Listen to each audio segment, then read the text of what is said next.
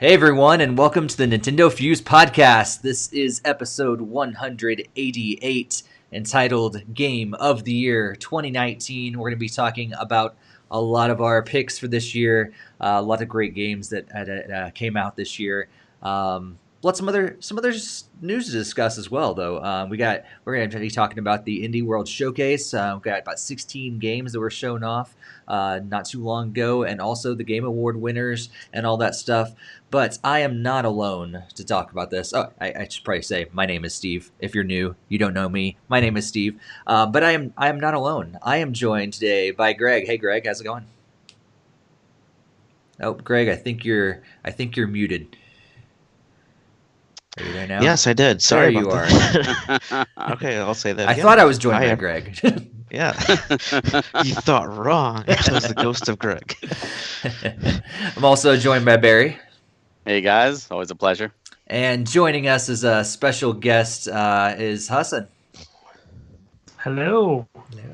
Excited. So, went from longtime host to now special guest that we love to have around just as often as he's available. So it wouldn't be a Game of the Year awards if we didn't have you joining us, Hassan. So. I can't wait to hear Animal Crossing Happy Home Designer getting the award tonight. Oh, you just wait.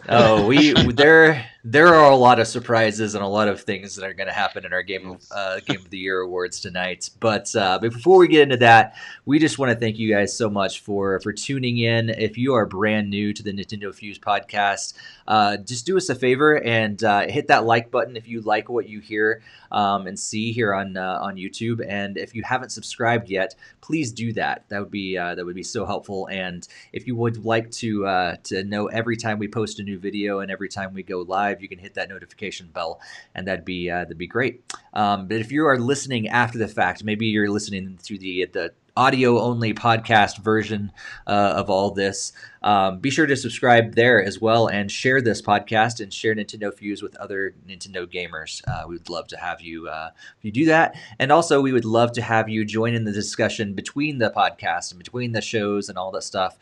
You can follow us on social media at NintendoFuse, and you can also join our Discord server. We have all the links in the show notes and the description, everything down below, and we would love to just carry on that conversation. Speaking of carrying on the conversation, we have a live chat going, as we always do during our live show, and we'll be referring to them throughout the night as we kind of talk about all this news and our game picks and everything for the year. So hello to everybody. We have quite a few people in there tonight, and so like I said, we'll point out you guys as much as we can throughout the night and carry that conversation into the podcast. We love being interactive with you guys. And speaking of which, if you haven't sent in a question or a video question or written question or anything like that, you guys can send that to us through social media, Discord, email. We would love to have your input on future shows as well. All right, so normally at this point, we talk about what we've been playing, but we decided, because we're going to be talking all about what we've been playing throughout the whole year tonight, we're going to just go ahead and skip that portion and jump right into some news. So a couple quick things that we're not going to discuss necessarily, just make sure you guys have the heads up on. That Tetris 99 got an update the other day on December 10th, I believe, with a team battle update. So now that you can actually join in on a team battle with others, and if you want to join in with people that you know, you can get a special code and share that with each other. And also the NES and SNES online apps for Switch got updated finally, and we got 6 new games. That's I believe 4 new games for SNES and 2 new games for NES. All those details are on NintendoFuse.com. You can read our articles about all that. And something that's not up yet, but it will be soon. We just heard that Nintendo is going to be launching a multiplayer DLC for Luigi's Mansion 3 as well. So you can check out our social media and stuff after the fact. Lots of cool news, but not enough time to really discuss it tonight because there's bigger stuff. So let's talk about this Indie World Showcase. So on December 10th, Nintendo kind of surprised us a little bit because we thought there wasn't going to be any sort of Nintendo Direct or anything like that. We talked about on our last podcast. We're like, no, there's no chance of any Direct, anything like that. And out of nowhere, Nintendo decides to drop an indie focused showcase on us, and they highlighted 16 games. Among those, Axiom Verge 2, Sports Story, which is a follow up to Golf Story. There was Dauntless that came out as well. Or it did come out. It was kind of a shadow kind of drop, like surprise drop there.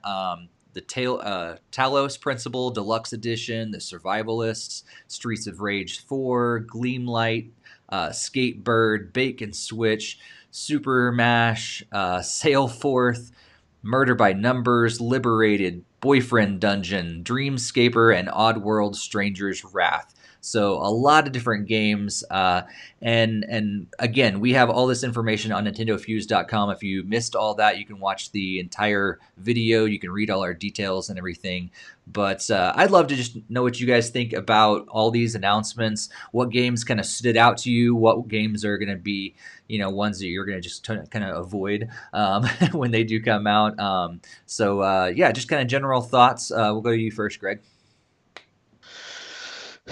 Surprisingly, only about 3 games really stood out to me for this. Definitely Axiom Verge 2 is the biggest highlight. I absolutely love the original one. I had played that one on Wii U, so I didn't pick it up on Switch, even though I probably should.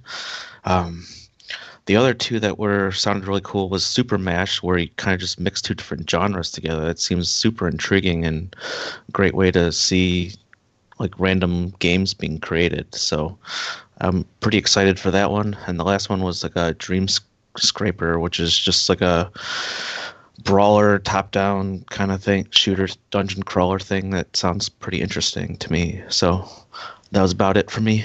Cool. Barry, how about you? Well, yeah, Axiom Verge 2, of course. That was a great game. I didn't play it on the Wii U, but I did play it on the Switch. Can't wait for that one. I'm really hoping that one does get a physical like the first one. I also agree that Super Mash thing, it looks really interesting. I'm wondering how deep it is. Like if you mash 2 things like first-person shooter and RPG, like how big of a game are you going to get? And the other one that really caught my eye, just because I could just see it being stupid fun, is Skatebird. I love the Tony Hawk games, and this seems like it's poised to be the next like Untitled Goose Game kind of deal. Nice. Hassan, how about you? To be honest, I haven't gotten the chance to watch it yet. It's just been really busy, so I'm curious. I'm listening to everyone's suggestions and definitely looking forward to finally catching up soon, hopefully. Cool. Boyfriend Dungeon is, I'm sure, the one you're looking forward to the most, Steve. I mean, that sounds super super appealing. So you got to date those swords, man. Not phallic at all.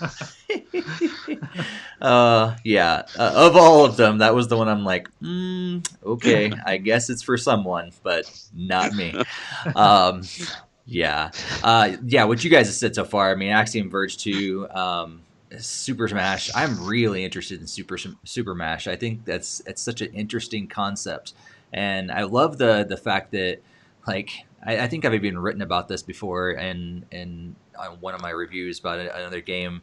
But these ones that have, basically the game makes itself, and it's like, we have a lot of different kinds of games out there that just auto generates different levels and everything like this. But this is like a different level of that, like being able to combine 2 different genres together at your will and just kind of create your own game, and it's such an interesting concept. And I'm definitely interested in that. The other one that stood out to me was actually Gleamlight. It seems really pretty, and it's this seems to be this kind of platformer and adventure sort of thing that's going to rope me in right away. But I love the fact that there's no UI. I love like seeing how some developers have been able to incorporate, like being able to know what's going on in the game just by the environment itself, and not needing any health bar on the screen or things like that. I love just being able to just see like just the beautiful world that they're creating. So I think that's going to be interesting too. Yeah, Skatebird seems interesting.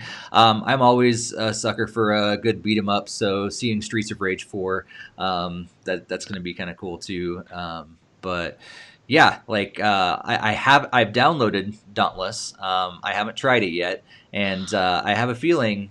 In fact, I know it's going to come up later in our discussion about Dauntless. So I'll just leave it at that for now, and little tease for later on in the show. But yeah, it was cool to see a lot of these games. But yeah, the one that definitely sticks out as being the furthest down the list that I'm not really interested in all is for sure Boyfriend Dungeon. But, don't lie, Steve. Don't hide it. Yeah. That'll be your game of the year next year. You can't lie. Yes, game of the year. Oh man, man, there's so much going on in the chat. I can't even keep up. So I'm just now seeing. Go back there. Jakester said, "Nice sweater." Thanks. I like this sweater a lot. All right, so yeah, so lots of cool stuff. Again, if you haven't checked it out, like Hassan, you can watch the video on NintendoFuse.com and read all of the details about the games.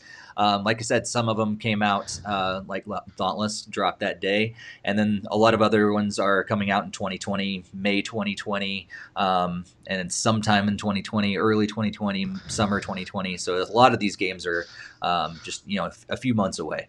So that'd be cool to wait on those, and yeah, we'll talk more in future episodes of this podcast because yeah, most of those are several months away from launching. Let's move on and talk about the Game Awards before we announce our own awards for the year. And we talked about this over the last two, I think, podcasts. We talked about the nominations a couple episodes ago. And then we kind of gave some predictions and our hopes and dreams in our last episode. So if you missed that, you kind of want to go back in time, you can check out those episodes. But we pretty much didn't get much right with our predictions. I'll just say that. And our hopes and dreams were kind of shattered. Nintendo did win the best family game. Surprise, surprise. They were only competing against themselves. But yeah, I just wanted to run through just the games that Nintendo won or that are playable on Nintendo systems, we'll say. And some of those were first party, some are third party. And then kind of just get you guys' opinions, overall thoughts about the Game Awards this year. So, like I said, family game went to Luigi's Mansion 3. The best fighting game went to Super Smash Bros. Ultimate. Games for Impact went to is it pronounced Gris or Grease? I don't actually know. I think it's Grease. I think it is too, but I was second guessing myself. So Grease. Best ongoing game is Fortnite, which of course is available on Nintendo Switch. The best sports and racing game went to Crash Team Racing Nitro Fueled. The best strategy game went to Fire Emblem Three Houses. Greg was pretty excited about that, as well as the Player's Voice Award also went to Fire Emblem Three Houses. So yeah, lots of Nintendo games on there, but in general, I felt Nintendo was a little lacking at this Game Awards compared to previous years. If you don't compare it, it was pretty good. But compared to previous years, it seemed like my opinion was I think they were kind of lacking in what was seen there. Hassan, let's go to you first and kind of get your overall opinions of the Game Awards this year. Yeah, I think overall, it was an okay show. I think there's some good moments, but I do feel like either it was a tad too long or towards the end it kind of dragged, and so it would have been nice to kind of tighten it up and maybe have a couple of other bigger announcements. But I guess that's probably more up to the companies as far as what they bring to the awards. But it was still enjoyable to watch, and I had a good time. I was also disappointed with what Nintendo showed. You sort of expected Smash DLC reveal or something about, I don't know, Bayonetta, Metroid Prime Trilogy. Just there's so many possibilities, but like none of it really happened. There were a couple little things like No More Heroes 3, but nothing that particularly got me super excited. The highlight of the show, non-Nintendo, was the Xbox Series X unveiling, just because it was so surprising. And those types of things are always fun because it's like big announcements that you don't expect, and it gets people talking. And so it was kind of interesting to have something of that magnitude at the Game Awards, which makes you wonder in the future potentially what could happen at the Game Awards with those types of announcements. It's true. Yeah. Barry, what'd you think? Well, I'll say the best part about this Game Awards was actually watching it with fans of NintendoFuse. That's true. Watching it in Discord via voice. We had a voice chat going, and also via general message where we were all messaging as things were announced. So that was cool. But overall, it's like every positive that this brought out, like the more that's delved into it, the more negatives come from it. The announcements were very front heavy. The back half definitely lacked anything of real substance. To me, the best thing was probably the Green Day concert, which is cool. That's not why I watch the Game Awards, but I love Green Day. But no, the awards in Nintendo one were great. They were definitely robbed of some other awards. I felt Link's Awakening, I felt should have won. I would have loved Smash Game of the Year, but that's neither here nor there. For me, the biggest robbery of all was that ongoing game award from Fortnite. I'm sorry, that was Final Fantasy 14. Should have gotten that. That was total robbery. They also forgot to announce the best RPG. They just didn't announce that one. Oh, yeah. It was just like we're just not even going to talk about that. So like the fact that you miss an award announcement is kind of bad. Even like to me, my most famous, or not famous, but my most favorite announcement was Bravely Default 2. And even that pissed me off the more I thought about it, because they are doing what Final Fantasy does, where they make it a brand new thing with a brand new story, except if you watch, and I actually went back and I rewatched the ending to Bravely Second because it had been a while. I'm like, did I miss something? Maybe they did tie it up, and they tie up some things, but nope, there's definitely a teaser there at the end. They're definitely hinting towards more stuff, and we're not getting that. And I think if you're going to make a series, finish the story before you start another one. Even if you want to give it to a B team and let them make a smaller thing, or even a DLC finish, that'd be fine with that too, but at least finish the story. I'm still going to get it. I'm still probably going to love it, but it's tainted at this point because of that. The other thing was the Xbox Series X. Looks incredible. But the more they talk about this, the more I feel they've gotten their naming convention from Nintendo, because it's the Xbox Series X, which if you abbreviate it is Xbox Sex, which is not good at all.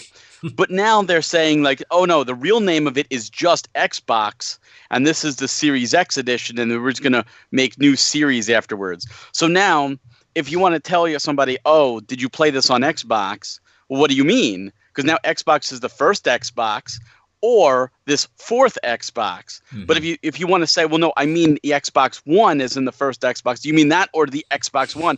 Like, it's terrible. Even if you want to say the Xbox Series X, do you mean that or the Xbox One X? Like, your naming convention is worse than Nintendo at this point. So many X's. So many X's. I think it's just bad. I think it was glossed over. Like, that was a big announcement. And then they're just like, oh, wow, there it is. Okay, next thing. And, so the first, I think was, if I'm not mistaken, Hellblade 2 was the first PS5 game shown, and that's weird because that's from a studio that Microsoft now owns. So the first PS5 game we're seeing is this game from Microsoft Studios. Yeah, I don't know. I tap out. Go on, Greg. Your turn. Yeah, Greg, what'd you think? What a nice. Well, I didn't really. I actually didn't even watch them. I just caught all the catch-up news. So, as Barry said, Bravely Default 2 sounds incredible. I can't wait to play that. I've loved the first two games, so definitely looking forward to that.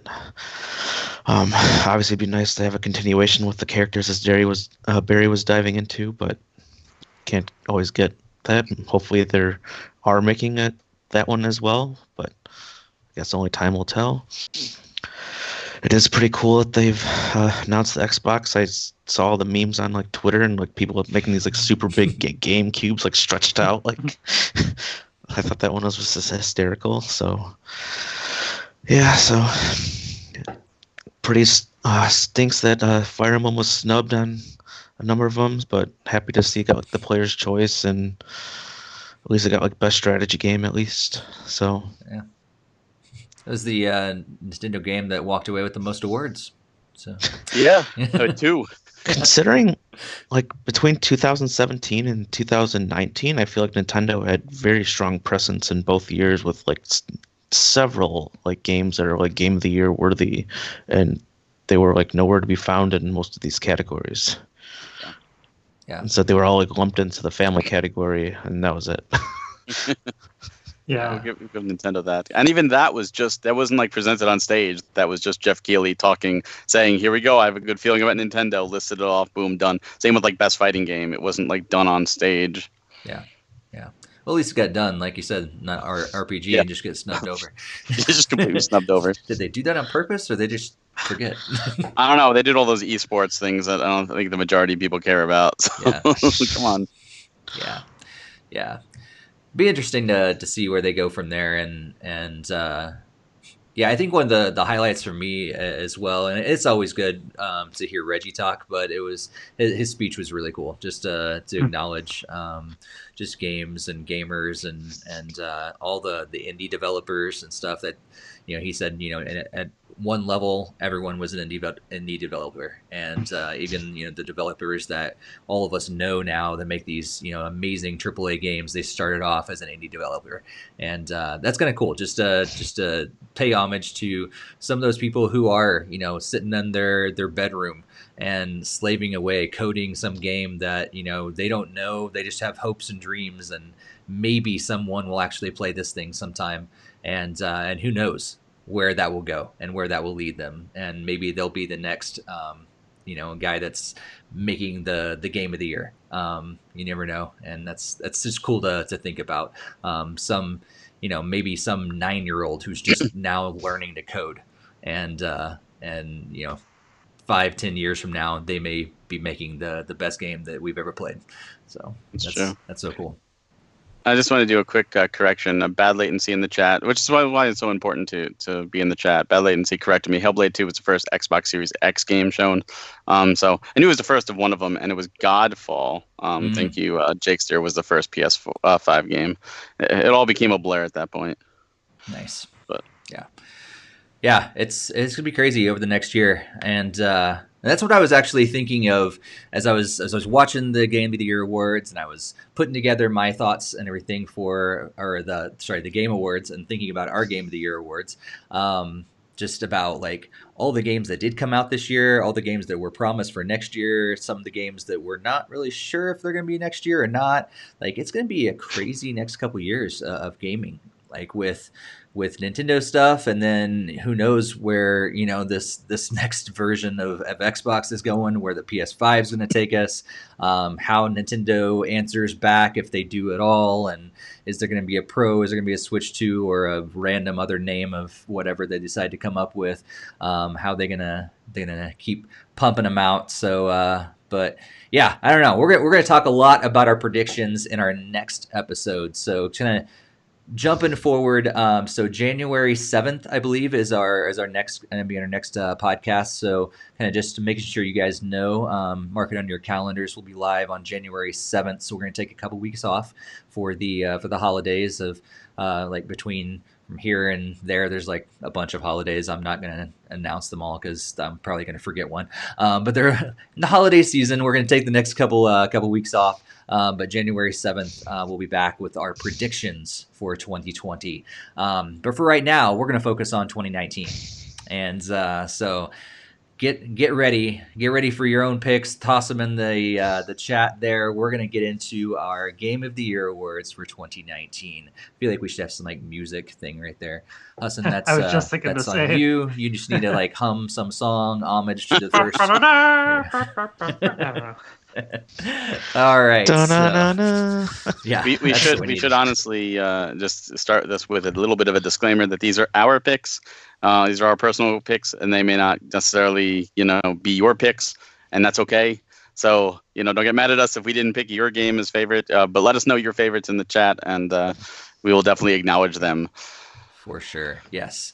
And that's the cool thing is like honestly, like I think I tried to allude to it earlier, and I kind of got sidetracked talking about something else. But But that really is like, as I was looking through our picks and just, I know, so did everybody knows. I know what everybody's pick is, but everybody else does not know what each other picked. And so as I was looking through this list, this is probably not our most diverse because we've had more diverse, but it is very diverse this year. Like, we do not have a lot of repeats. I'll just say that from up front. And I think that's not necessarily saying because there was like this is the poor gaming year. Honestly, there's like so many good games. And what I saw, honestly, was preference starting to take place. Like, all of a sudden I go, oh, okay, these are Hassan's favorite games. These are clearly Barry's favorite games. These are Greg's. These are mine. And we have different preferences. And those totally played into what we picked this year.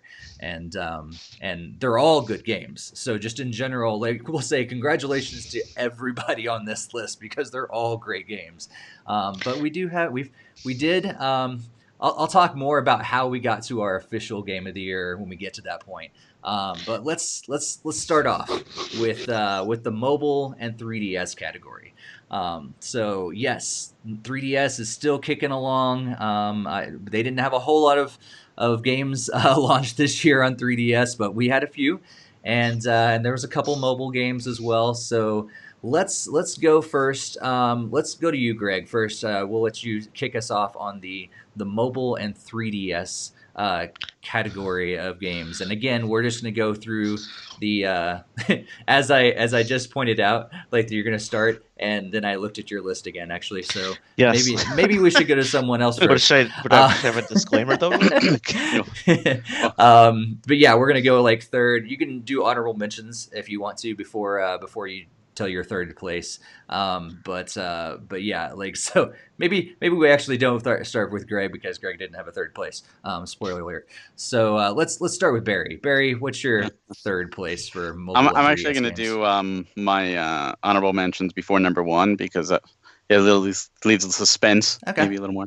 But my number three for this was actually Pokemon Rumble Rush on the mobile, a game that I felt came out with no fanfare. I was not totally addicted, but I did play it for a significant period of time, and I think it's because it's one of those that there is no stamina bar. You could just keep playing it and playing it. But it hits that wall, at least when it came out, it hit that wall of you need to super grind and get lucky and before you can continue on. And I was trying to do that first event, and no matter how much I played, I couldn't finish that first event. And if a game stops me from doing a first event to completion, to me that says I didn't grind enough and I'm not going to play this game further because it's too much of a grind. And I do know, like, there were different regions and you couldn't use Pokemon from different regions together. Now they've abolished that and they've made the game supposedly even better. I haven't played it in a while, but it's worth it if you just want a little mindless, Pokemon RPG style thing with the little rumble figures. Nice. I have still yet to play it. Hassan, what was your number 3 pick? Like Greg, I didn't have a third pick. Funny enough, yes. You also was I the only one? No, actually, I did too. We already know that Greg doesn't have a number 3 pick. My number 3 pick was Mario Kart Tour. As you guys know, I have not been a huge fan of Mario Kart Tour, but with the slim pickings and the games that I actually played for mobile and 3DS this year, I was excited to have it on there. It's not awful; it's just not that great. In a regular year, a couple of years ago when 3DS was just amazing and it was the best thing that we'd had, I would have not found its way to my top 3, but this year Mario Kart Tour actually found its way to number 3. So, all right. Well, because of that, Greg doesn't have one. We'll go back to Barry and for your number 2. Greg doesn't even have a number 2. Well, mine's an easy follow-up because my number 2 was Mario Kart Tour. Again, it's not the greatest game, but I still find myself playing it. I do find myself playing less and less. Like the first few tours, I was, getting first place in the one that the competition league, and I was having a lot of fun with it, and I was maxing out the coins you can get every day and the experience every day. And as time went on, it's like I'll play a little bit and I'm just not caring as much. Not like the competition started getting really heavy. Like I'm ranked 20 now, and like it's just got really, really heavy. And I watch my friends slowly start to fall off, and I'm even noticing like in of the 20 people I'm compared with, a lot of people are zeros. Like they just didn't play. They're just like auto thrown in there. So the lasting appeal is certainly not there, but it is still fun as a pick up and play. I'm gonna spend 5-10 minutes and do a race or two. I still find it entertaining, and I know they are adding multiplayer, so that could help make it a little bit more fun too. Yeah. Hassan, how about you for number 2? So I do have a number 2 pick. So this one was Dr. Mario World. So it's a game that I don't traditionally like. Dr. Mario games, like they just don't click with me in the way that other games in that genre do. But Dr. Mario World, being a little different with the touchscreen controls, it was actually a little bit engaging, and I was enjoying it. And then you sort of hit that wall at some point where I think you have a limited number of lives or something. I forget what it was. I dropped the game after I hit that wall, and then I just never came back to it. But the initial part of it was pretty interesting. Mm-hmm. So at least it got me a little bit interested in the series, whereas previous entries didn't. Yeah. I'm going to totally agree with you, Hassan, because number 2 for me is also Dr. Mario World. I'm totally there with you. I know someone else on our panel does not feel that way, but when I hit that wall, I totally stopped, and I haven't booted it up since. And I was playing a lot. I mean, when it first came out, I loved the fact that they changed things up. I like the match 3 thing and all that stuff. It totally drew me in, and I played a lot of it, and was even competing with this other person for a while. And then I hit that wall, and nope, I'm done. There are more important things for me to focus on than trying to figure out how to get past this one level that just keeps being a pain in my butt. So, but yeah, for those first, like, I don't know, I got through like 116 or 120, I don't know, whatever it was. It was really fun, and I enjoyed it as well. Mm-hmm.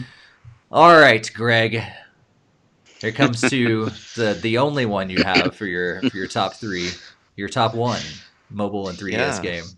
What could it be? Well, let's keep the conversation going, because it's just Dr. Mario World, because it's that incredible.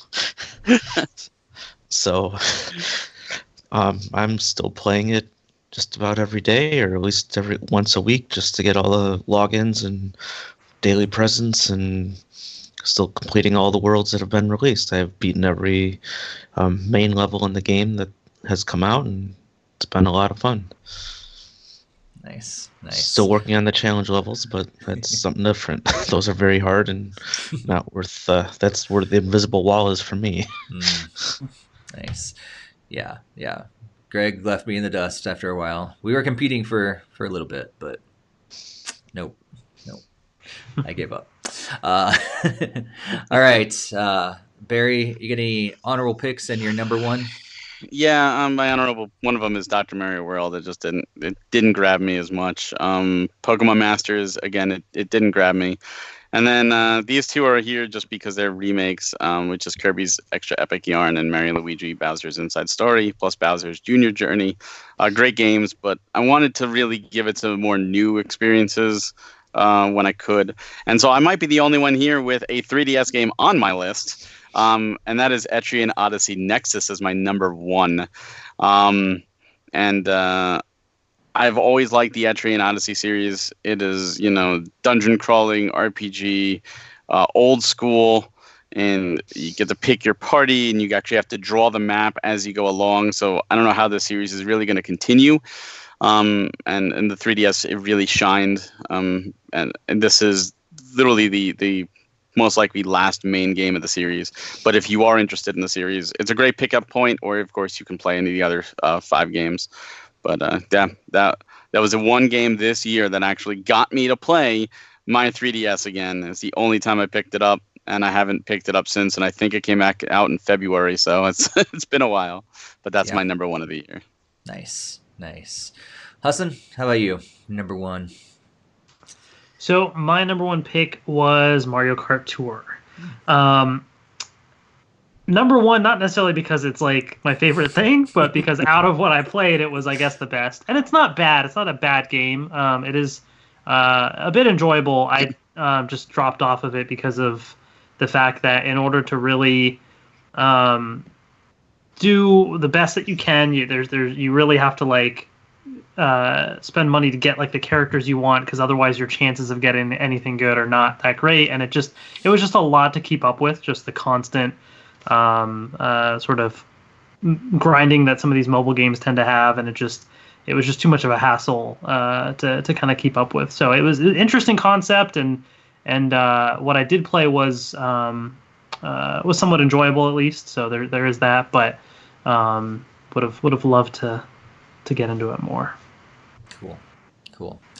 Well, for my number one, I actually do have a 3DS game on there, Barry. So you're not the only one with the 3DS game. And it's actually one of your honorable mentions. It is Kirby's Extra Epic Yarn.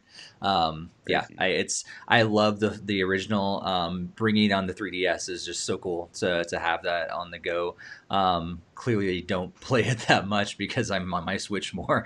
But it's a fantastic game. And if you didn't get to play it back on the Wii, or if you did and you're wanting more of it, extra features and extra levels and stuff, and then be able to take it on the go.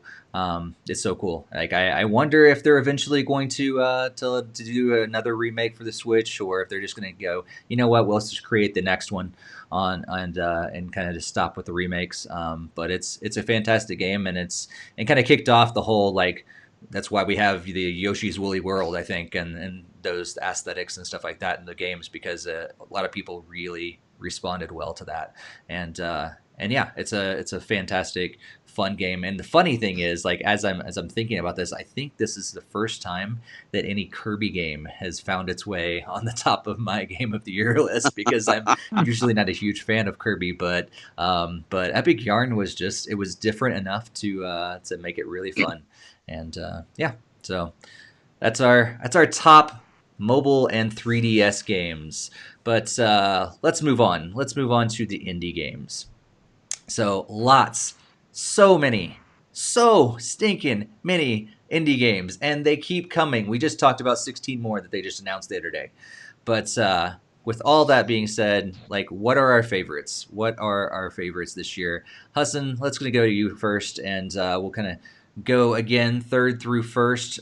So third on your best indie games for the year for Nintendo Switch. So, third pick for me was Untitled Goose Game. It was something that started to hear a lot of chatter about, and decided to check it out, and it was great. I need to go back and finish it, but I love the animation style. It's hilarious. It's just so much fun to play. From my understanding, from what I've seen, I'm almost done with it, and I've only played a couple hours, so it is a very short experience, and that's probably why it's more number 3 on my list versus higher. But what I did play was pretty enjoyable, and just a lot of fun. It's like you could do the random things you could do, and it was cool watching myself play and then watching my wife play a little bit, and we would kind of go about completing certain objectives a little differently, and it was a good time. Yeah, cool. Greg, how about you for number 3 on your indie games for Switch? So my number 3 is Cuphead. So that was a game that I got earlier this year, and it was pretty exciting to see, like, a kind of classic style platformer / adventure game. So yeah, I had a lot of fun playing the very few levels I did, and I meant to go back and play more, but I just haven't had the time for it. Nice. All right, Barry, number 3. My number 3, this was a tough one. I want to say this is probably the toughest category for me to do, but I had to go down, and number 3 was Will, A Wonderful World. This is a game I bought because I got every game in the system, and I was in between big games. I forget which one I just finished, and I knew a big one was coming up in a week, and I'm like, I just want something smaller to bide my time, and I was looking through what I had, and I picked this up, and it looked interesting when I first picked it up, and I reread the back, and I said, this this sounds like something that will get me, and boy did it get me. And it's all reading. The whole game is reading, and it's puzzles, and it's got such a great story, and it's got a bunch of really great side stories inside the story, and it's one of those things where if you want a relaxing puzzle game that's well written and beautiful music and beautiful art, I can't recommend this game enough. I don't think it got enough praise. I think it slipped under the radar on a lot of people, and it's absolutely worth playing. It definitely slipped under my radar because I don't know if I think I remember hearing about it, but totally forgot about it. So, all right. So number 3 for me was also Cuphead. Agreeing with Greg. Yeah, I held off as well, like from getting in on Xbox, and eventually glad I did because I really wanted to play it on Switch and be able to play it on the go. And people have said how difficult that game is, but then you watch people play it and you're like, that doesn't look that bad. Man, it is so misleading. It is so like I struggle. I was like, I'll at least pass the first level, no problem. Nope, I struggled through the first level, and it does frustrate me because it's one of those games that I'll rage quit. I'll admit it. I'm like, no, I'm done. I'm done with this. But then sometimes, like 5 minutes later, I'm back in it again because I'm just a glutton for punishment sometimes because this game will not beat me. It has beat me so far, but eventually I'm going to beat it. But yeah, it's such a great game. Like Greg said, the gameplay, the music, the graphical style, it's just all really good. So number 3 for indie games. All right, let's we started with you, Hassan, right? So let's go back with you for number 2. So my number 2 pick is more of a, I guess you could say, somewhat smaller scale first-party game in a way. So it's kind of, it would go in the indie category, and that would be Tetris 99. And so this game was one that came out of nowhere, and the concept of Tetris and Battle Royale, pretty crazy, but it works, and it works well. And, I thought I was like decent at Tetris, and then you go online and you get destroyed, and you're like, oh, nope, never mind. But it's addicting, and it's fun, and I like how periodically they'll have the special events where you have the special themes that you can compete in. So I always make sure to boot it up and get those themes, and just keeps you coming back for more. They've added new modes with DLC, and it's just a fun way to play a classic game. Cool. Greg, how about you for number 2? Well, I am a very big sucker for nostalgia, so my number 2 is actually Turok. I have so many wonderful memories playing it on the N64, and I really enjoyed playing it. It was a game that I still have yet to own. It was only a game that I had rented, but I very much enjoyed. But now today I can say I do own it, and I played it on Switch, and the graphical improvements were much needed, as the original one was super blocky and everything. So yeah, I absolutely love the world of Turok, and probably be picking up the second one at some point. But yeah, it's an excellent game if you didn't play it back then, or if you did, then it's still a great game to play today. Cool.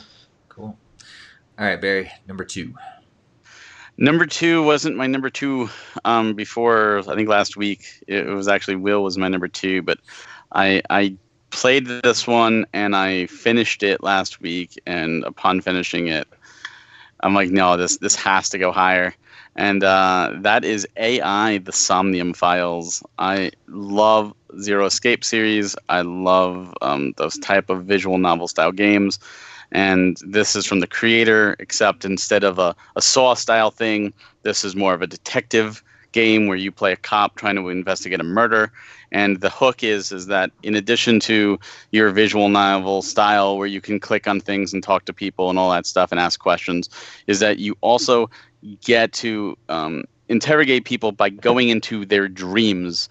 And by going into their dreams, you go into the somnium state where you have 6 minutes to go through and break through mental locks to find out the truth, because people are trying to hide the truth from you, and it's all a puzzle. Every action you do takes time, and there's There's an element of the order you should do things in and figuring it out. And it's not just A to B. There's sometimes branching paths. And like most of his games, there's a flowchart where you have different outcomes depending on what you do. And the story gets incredibly addicting, and the characters really, you grow to them. And it is not like totally child friendly. Like, there is blood, there is murder, and some of the murder is pretty gruesome. You literally get to see someone sawed in half, which is like, whoa, this is pretty intense. But it's well worth it. If this sounds like something up your alley, it is absolutely a blast, and it's fun, and it's very, very relaxing, because there's that mystery, that hook to find out what's happening. And I can tell you this right from the get-go, you will not guess the outcome of this game. Like, it is awesome, and it is one you really should play.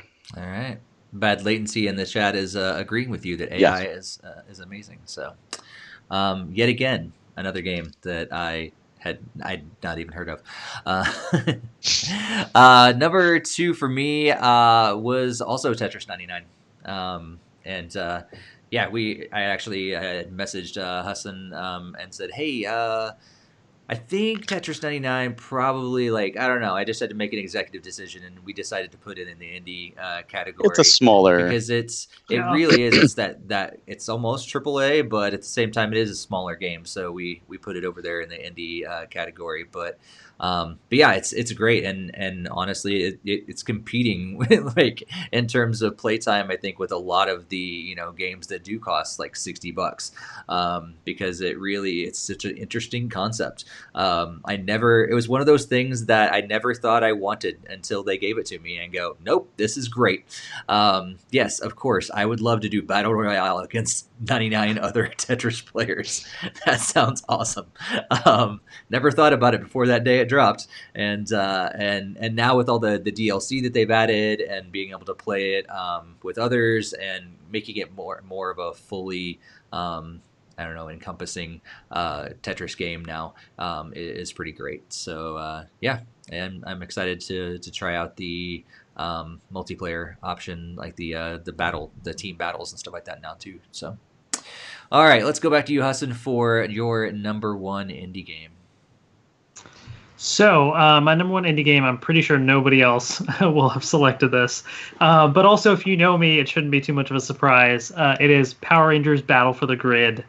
And it is a fighting game that released that when it did release, it was a bit lacking in content. There were only like 9 characters. There was no story mode. But since then, they have updated it. They've added more free characters. They've added DLC. They've added a story. So there's a lot more to the game now.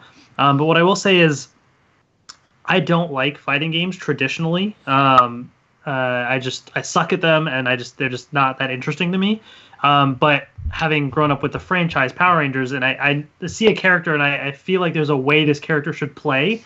And when I play the game, it translates that pretty well. And so I've got a good feel for some of the characters. There's a cool system where it's like 3 versus 3, but you only have one fighter at a time, like 1 versus 1 at a time, and you can swap between your other 2 characters, but also call them in as assists.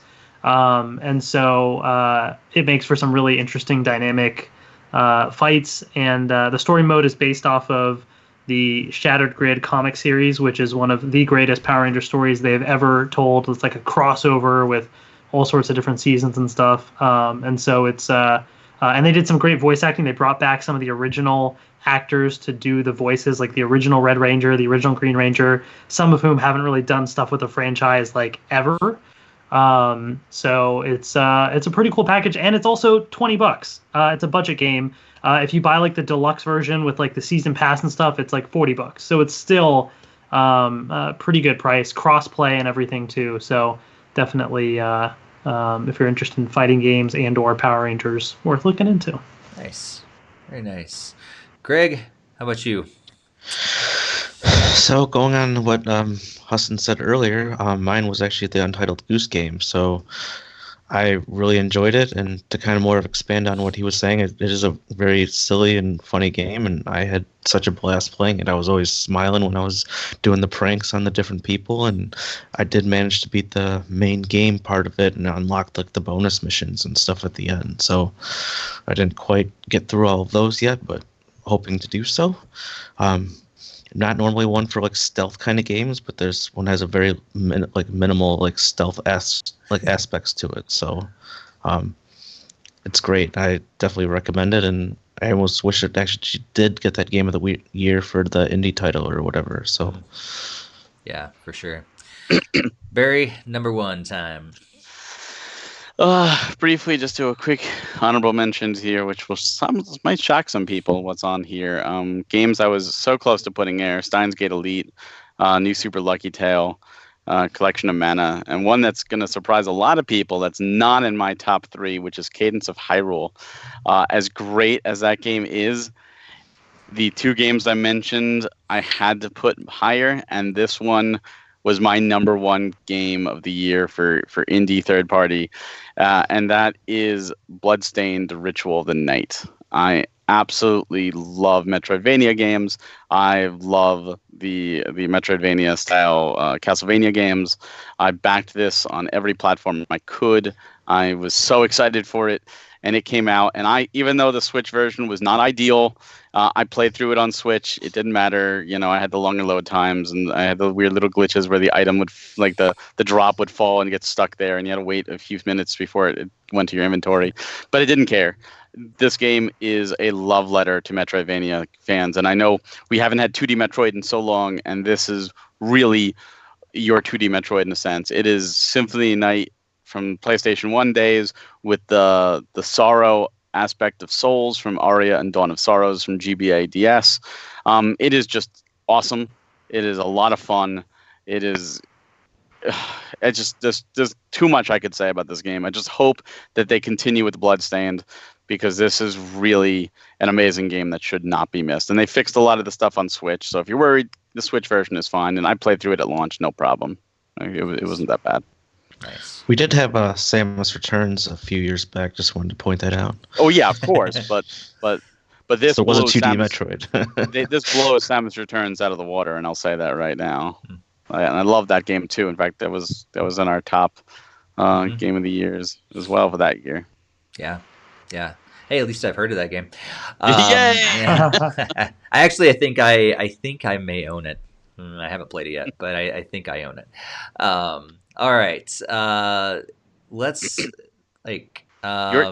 it's mine, right? Okay. Yeah. I was like, I think we've all went through it. Yeah. Losing track here. Yeah. So there's, like I said earlier, there's so many great indie games this year. In terms of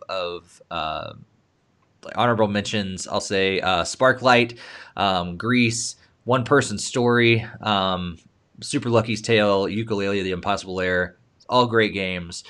But similar to other people, I had to give the number 1 spot to Untitled Goose Game. For me, it just encompasses everything that indie should be.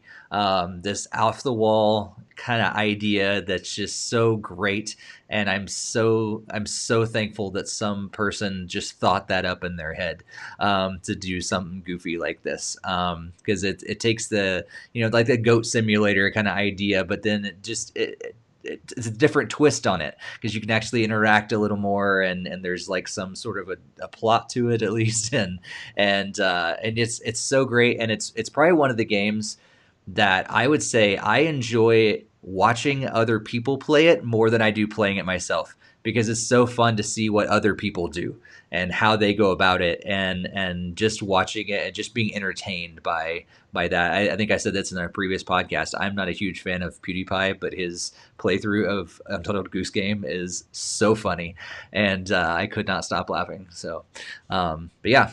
Great job, Untitled Goose Game. I also agree, Greg. Wish it would have walked away with the best indie games at the Game Awards, but oh well. All right. Let's move on to the third-party AAA games. So these are the, of course, not the games that are made by Nintendo. These are the other companies that sometimes make games for Nintendo properties, at least when they finally get on Nintendo's good side, or they pay them money or whatever to bring them over. So, historically, Nintendo doesn't play the nicest with third parties, but we're seeing more. I think we're in a good direction. I'd love we would all say, as we've said many times on previous episodes, that we would love to see more third party support on Nintendo properties. But I think we're heading in a really good direction, and I hope to see even more. So let's go with you first, Barry. Let's start us off with the your number 3 for third parties AAA games. This was honestly my weakest category in sense of number of picks. Like, it was very easy for me to come up with my top 3 because I played a lot of Nintendo titles and I played a lot of indie titles this year, but I didn't play a lot of AAA third-party titles, but I played enough. So number 3 for me was Dragon's Dogma Dark Arisen, which actually, as I was playing the game, was in my mind like this could be a contender for Game of the Year. I liked it that much, and it fell to number 3, and that says something for this year. It is just an awesome Western RPG, even though it's made by Capcom. It's Western style. It has a really cool multiplayer component when you deal with your party members. You only get to make one other party member that gains experience, and then you pull in your third and fourth party members from other people, and you could dismiss them and get new ones anytime you want. So it's really cool, and as long as they're your level or below, they're free. And if you want to get like a super high level, like 99, you pay for it, but you can have a level 99 companion to help you out. It's epic on a grand scale. The story is good, but like there's like big monsters like chimeras and dragons, of course, that you can climb on Monster Hunter style and start attacking them. It's really like Dragon Age meets Monster Hunter in a sense, and it's just a lot of fun, and I couldn't recommend it high enough. Wow. All right. How about you? Let's go to Hassan next. So like Barry, there I didn't have too many games in this category as well, but my number 3 pick was Super Monkey Ball Banana Blitz HD. Super Monkey Ball series is a lot of fun. I think this is one of the weaker entries, but I was kind of craving some Super Monkey Ball because it's been a while, so I decided to get it. And there's still some enjoyment to be had with it. I haven't gotten to play too much of the game, but it's certainly a lot of fun. I do find myself just inherently trying to tilt the Switch if I play portably, just because I'm, I want like the motion controls, that sort of thing. So that does kind of throw me off a little bit, but it's still, still pretty enjoyable. Yeah, that I wish it did have the motion controls. I am. Yeah. In terms of all the reviewers out there, I have read the other reviews after I published mine, and I think I was the only one that actually wished that the motion controls were still there, but yep. I really want them bad because I'd prefer them. But anyway, let's go to you, Greg. So this was another category for me that was pretty hard to patch out. So my second and third pick are kind of like more throwaway type ones because I'm just a sucker for nostalgia. So without further ado, number 3 is the Contra Collection Pack. Nintendo doesn't seem bent on adding more games like the Contra games to their NES app, so I will buy it from Konami. So I thank them very deeply for adding Contra, Super C, and Contra 3 and Contra 4 all onto the collections for me to play anytime, anywhere. So thank you for Konami for an awesome retro pack. Who would think people would be thanking Konami in 2019? That's true. Number 3 for me is I also, again, like it's just repeated. I also struggled a little bit with this one. Not a whole lot, but number 3 was tough, and because I think I didn't really play a whole lot of third-party AAA games this year. They do have them. I just didn't play a whole lot of them. So slide into number 3. The first time I think this has ever happened as well is Mario and Sonic at the Olympic Games for Tokyo 2020. And this is honestly like the very first Mario and Sonic at the Olympic Games intrigued me. I was like, that's kind of a cool concept. But over the years, it got really stale. And I was just like, nah, whatever. It's just the release they put out.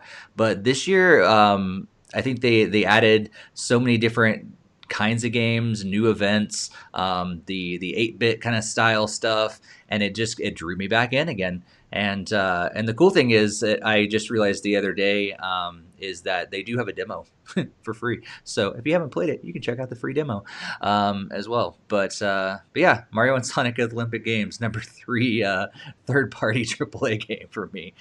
Go figure. So all right, let's go back to Barry and for number 2.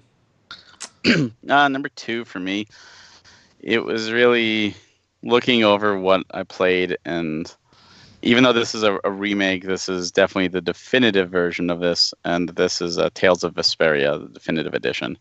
I'm a sucker for the Tales games. I love Tales of. It is right up there, and I think everyone needs to play at least one of these games. They are JRPGs with the combat's all real-time action, and while this isn't my favorite entry in that particular series, it is part of what they call like the Holy Trinity, and it is the first one on the Switch, or at least the first one on Nintendo in a long time, and definitely want to support them. Definitely want more Tales of games on the Switch, and I think if you're really jonesing for a good JRPG, you can't go wrong with Tales of. Nice. All right, number 2, Hassan. Number 2 for me was Crash Team Racing Nitro Fueled. I'd actually never played, I guess, any Crash Bandicoot game for that matter, but any of the racing stuff either. But it was a Black Friday sale, and I thought, you know what, I love Mario Kart, and let me try a different kart racer and see what I think. It definitely is, there's a different feel to it, but there's still some enjoyable parts to it, at least from what I've played so far. And so it's kind of cool. I like the variety of content that's in the game so far, at least with stages, and it's fun kind of learning something new with all the new, like I still don't know all the items and just kind of the different mechanics. So it's fun starting to learn a new style of kart racing since I'm just so used to Mario Kart. So we'll see how it ends up playing out in the future, but so far it's been fun. That's cool, and it did win the Game Award. So there you go. It's true. Greg, number 2. So continuing on my nostalgia kick, Castlevania collection. I liked Castlevania more than Contra, so that went into the number 2 slot. So it's really great to have the original Castlevania game, and Simon's Quest is everyone's favorite of the series. So followed by Contra 3 and Super Contra. So you mean Castlevania, not Contra? Oh, well, yeah, Super Castlevania. Yes. Yep. Nice. Well, that leaves me to number 2, and that is for me is going to be Dragon Quest XI-S, Echoes of Elusive Age, yeah, I think as you're gonna see this game. If you haven't checked it out, of course, there is a demo that Barry has been telling me to play for a long time. But yeah, it's just a fantastic game. It's one of the best, arguably some people would say the best series in RPGs. And I think this just continues to take it forward. And yeah, it looks beautiful. I love that you can the graphics you can change, and yeah, so I'm getting sucked in, and there's a good chance that I may be picking up the full game at some time. How far into the demo are you? Not very far. Yeah, some other things have you know me, like I got stuck in the wild world or in Pokemon and haven't got past that yet. So wild area. So yeah, not very far, but enough for me to go like all of a sudden I was like, whoop. There it goes in the number 2 slot because it just looks so good. And again, I love the fact that like you do have the HD visuals, but you can switch it to 16-bit. It's just so cool. But yeah, just a fantastic game, and you get so much in the demo. Like, I feel like I'm getting a whole game just in the whole demo. And then there's so much left, and that's the only thing that probably will prevent me from buying the full game, is knowing that I'll probably never finish it because there's so much there. That's such a shame. Such a shame. I'll say it for you, Barry. Yeah, thank you, Greg. You Really, beat me I'll to agree. it. I'll agree. It is a shame. I wish I had more time to play the full thing. How many hours does it take? Depends on how much you want to do. All right, let's go back to you, Barry, for your number one pick. Oh wow, we're number one already. Okay, so just some. I have two honorable mentions, and that's just mainly because I played them this year, which is Mortal Kombat 11 and Team Sonic Racing. Good games. Not enough to crack my top three. My number one is without a doubt Dragon Quest XI-S, Echoes of an Elusive Age. Unlike Steve, who only played a couple hours to the demo, I fully completed the game. And I will say it is absolutely worth going through. Like, even after completing the demo, I was like, this is a lot of fun. And then when I got through the end of the first act, I'm like, you can stop right here, and that's enough for an RPG. And then I went through Act 2, and I was that's good. I'm done. I was ready to walk away. And I'm like, well, let me see what continues in Act 3. And Act 3 just nailed it. Like, it was just it just kept getting better and better and better. And if you like JRPGs, I said just before, you can't go wrong with the Tales of game, and I stand by that statement. But if you can only play one JRPG this year, it has to be Dragon Quest XI-S. It is the music, the visuals, the content, the story, the characters. There is not a bad thing about this game, and this was built from the ground up on the Switch. They rebuilt the entire game on the Switch, so it's not like a shoddy port. It runs beautifully, and the orchestral tracks. Oh, that music is just fantastic. Yeah. All right, Hassan. Speaking of music, I like that segue, but I should say that unlike Steve, I actually do have Dragon Quest XI-S, and my number one pick is not this game. You're trying to put that off and sell that, Hassan. That is true. That is true. But for the moment, I own it. You set it up well. You're like, hey, I own it, but it's not my pick, though. The Dragon Quest Joy-Cons are great. I love using those. Yeah. It's Dragon Quest, right? But my number one pick is Just Dance 2020. Just Dance games are just always, I don't know. It's one of those things. It's a staple. You know what to expect, right? There's no surprises. It's some songs, dancing, some fun, and it's one of the games that my wife also enjoys. So we'll end up playing Just Dance, and so when the new one came out, and it was on sale too for I think we got it as a Black Friday thing. So at that point, just had to go for it. So. Like I said, there's not many third-party games that I played, but out of the ones I played, I can definitely say this is the one that I had the most fun with. And so I guess for that, it is my number one pick. All right. Did you get it on Wii as well? I should. Barry did. All right, Greg, what's your number one? Was that Happy Home Designer again? I heard from. Oh, that's what it sounded like to me. But number one obviously has to be Dragon Quest XI. I echo pretty much everything Barry and Steve have already talked about the game already. So there's not really much else I can say that's any different. It's just, I don't know. How far did you get, Greg? I think it's only like within like an hour or something like into the game. It's like I've only climbed like the initial mountain. So Steve might actually be farther than me. But I need to. It's on my definite need to play very soon, like today or tomorrow. Like it's been on my list. You should just leave this podcast right now and just start playing that game. See ya.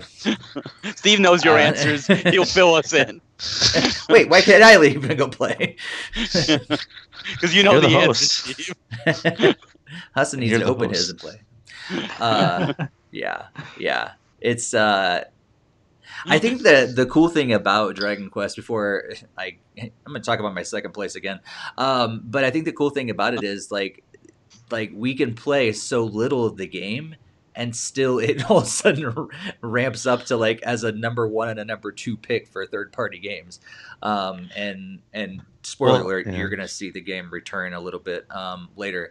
But yeah, like it's amazing. Like there are very few games that I think would ramp up that much in people's opinions just by playing just a little bit of the game, and that's how good it is. Well, I mean, I do have the full history behind it. I've played all the 9 games before it, so this 10 was never localized over here. But yeah, I don't. Yeah. I think 10's kind of more like the black sheep, anyway. So that's like it's an something MMO, different. So yeah. But so like I already had high confidence in the pick, regardless, because I'm a fan of the series. Yeah.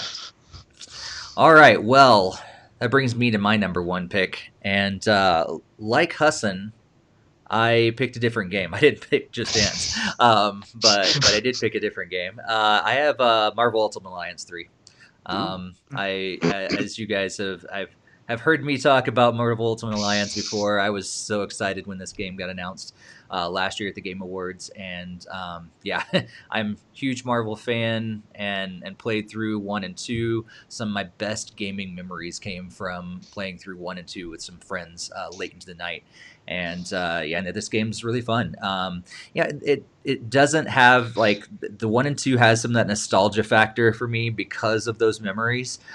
So it's hard to compete with those, but it's still a solid game. And yeah, and they just announced more DLC for it, bringing over some X-Men and everything. So of course that makes me incredibly excited because I'm a huge X-Men fan. But yeah, just to be able to put your team together and play through these adventures with the different combinations of Marvel characters, and yeah, it's just so much fun. And yeah, I knew that I knew when it got announced that it was probably going to be in my number 1 spot, and I'm glad that I wasn't disappointed with it. But yeah, that's all the third-party games. Now it's time to move into first-party. And wow, there were quite a few of the first, and we also include second-party, so Nintendo-published games. This AAA big time. These are the games these are the reasons why people buy a Nintendo system. On top of the cool hardware, all the gimmicks and stuff that they come up with, but these are the reasons. These games are why people buy Nintendo hardware. Is for these kind of games, and so. Yeah, I'll just say this is my longest list of honorable mentions of all of my categories. But yeah, let's start with you, Greg. Let's hear your number 3 of your first and second party AAA Switch games. This was surprisingly the hardest list to really make for me. So, yeah, I'm sure this one will appear a few other times throughout. So, I just want to know, how can a year with Mario Maker and Fire Emblem be a hard list for you to make? Like that seems like the easiest year for you to make. Well, we'll have to see how those lie. But it added a number of other games to the honorable mentions that I really enjoyed a lot that I'll get to before the number 1. So without further ado, number 3 has to be Link's Awakening. It was definitely a big surprise hit that came in, and I absolutely loved the new visuals and updated style, and very much enjoyed visiting Koholt Island. So I'm sure we'll hear a lot more from everybody else that I definitely agree with. So it's I already know it's going to be on Barry's list at somewhere, so because that's just childhood favorite. So I'm already going to be agreeing with pretty much everything he has to say about it. So, Barry, let's tell him what's on your number 3. My number 3 it's not Link's Awakening. It is actually Astral Chain. This game came out of nowhere, and it was announced this year, and it came out this year. And I love Platinum Games, and I love everything they did with this, minus that final chapter, which just was a slog. But it's at post game, so it doesn't matter. Just the story is really cool. It's such a unique setting. The action is top notch. The character development is there. The characters themselves are likable. The twists are cool, although you can see some of them coming. The theme song is amazing. Like, just across the board, if you like action games and you have not played Astral Chain, you need to do yourself a favor and do it. Like, even the graphics. The graphics do not look like a Switch game. They are that good. Yeah. Hudson, how about you for number 3? My third place pick was Yoshi's Crafted World. So that was something early in the year, but really cool art style. It's a lot of fun just going through the levels, enjoying it. I like collecting all the little costumes that you could get. So that was always enjoyable to play as. And yeah, I mean, it's one of those games that it's not going to be super difficult unless you really try and collect everything. But it's just fun to go through and experience the levels, and it was a good time. Nice. All right, for me, number 3 was Pokemon Sword and Shield, specifically Shield, because that's Sword is the one I've been playing. But yeah, it's great. I love the 3D visuals. Of course, like, it has its downsides. People are upset about different things, but I love the way they've kind of rebooted the game. In this way, I like a lot of the things that they changed around this time. Borrowing some from Let's Go and some from just Go in general, and a lot from the original games, and just kind of melding them all together. And I love the fact that I did get lost in the wild area, and that I haven't even progressed much further than that. Because it's it's a cool addition to the game that I could just get over there and just like get lost in that. But then there's so much more to the game than some of the other ones, and I think that's really what appeals to me. I think about this game is that there's always been some other stuff in addition to the mainline story in Pokemon games, but because just the way they've done it this time is just, it's grabbed me more than other ones have. Usually in a Pokemon game, I'll just play through the main storyline, put it to the side, and that's it. But I've forgotten about the main storyline this one because I've kind of gotten lost in the other extra features. So yeah, that's my number 3. Greg, let's go to you for number 2. So this is where it gets difficult. So Barry's already probably gonna know which order this is after this one. So unfortunately, I had to give it to Fire Emblem 3 Houses for number 2. I do absolutely love Fire Emblem, and it's very awesome to see on Switch. I'm glad that it's there, but there was one game more that I was a little bit more excited for this year that probably already been spoiled, but I don't know. Just Dance. Oh no, wait, wrong category. Wrong category. Yeah. Animal Crossing. What about Amiibo Festival? All right. Yep. Great game. Definitely recommend it. Awesome story. Lots to do. Easily, game can sink hundreds hours into recruiting all the characters. Everything is great. Absolutely love it. Cool. Barry, number 2. Yeah, this was where it started to get really hard. Putting the order in this, and there's so many good games this year from Nintendo. At the end of the day, I had to give number 2 to Luigi's Mansion 3. It was just a blast playing through. Completed it 100%, and I had fun the entire time. I was just having fun. And it's been a while since we've had a Luigi's Mansion, and this again, I'm talking about the graphics. This is another game where the graphics on the Switch do not look like they should be Switch graphics. They're just really well done. Everything is interactable. It's just a good game. Like, if you wanted just a fun Mario style game with a little spooky vibe, what can I gonna say? Everyone else loves Luigi's Mansion 3, and I couldn't agree more. All right, Hassan, number 2. So my number 2 pick is a game that was mentioned earlier, but as a number 3 pick, and that's Astral Chain.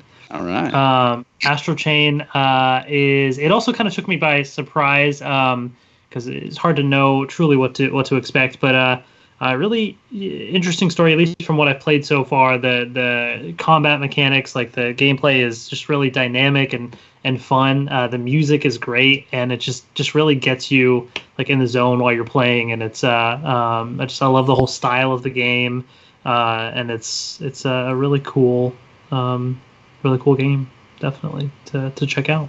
Nice. My number 2 is also already mentioned as a number 3, and that is The Legend of Zelda: Link's Awakening.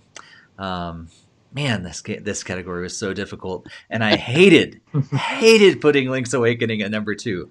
And it really was a toss-up. It could have been from number 1 to like depending on the day. And the day I made this list, I decided, you know what, Link's Awakening is going to number 2. Mainly, and this is the only caveat that I was able to like differentiate between this and my number 1, was that it was a remake. That's really the thing that made it different. I love it. I love the remake. I love it so much more than the original. You have no idea, because the original was like my worst Zelda game ever, even though it's Barry's favorite. But this new one is so much better. Like everything that I hated about the original one, they threw it out the window and said, "Here you go, Steve. This is the game you really think you'll like." So yeah, Link's Awakening is so good. And I love the art style. I just think it's so innovative and cool, and it just helps draw you in even more. Like the story's great, the game's great, but then the art style just like, oh, this is that extra push over the edge. So, all right, Greg, number 1 time.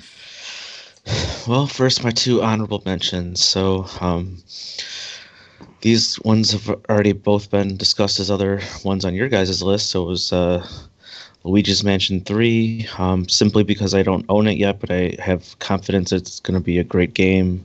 I've really liked the first 2.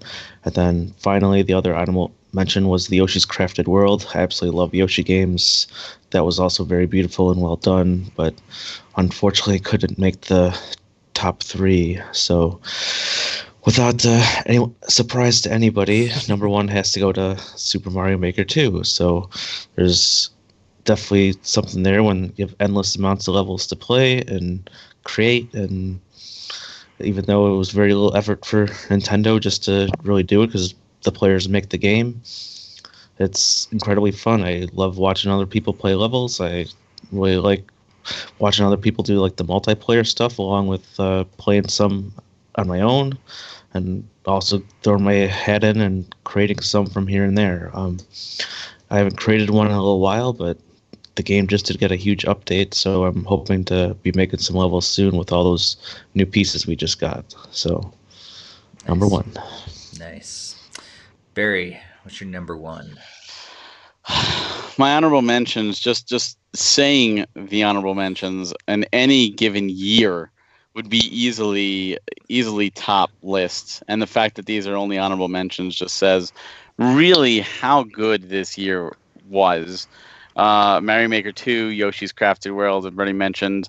Pokemon Sword and Shield, as that Fire Emblem, all games already mentioned. Plus, I'm going to throw a new one in, Demon X Machina, game I really did enjoy, but it did not crack my top 3. And the fact that those are honorable mentions, it's just unbelievable. Any given year, man, where were those in 2016? We needed those.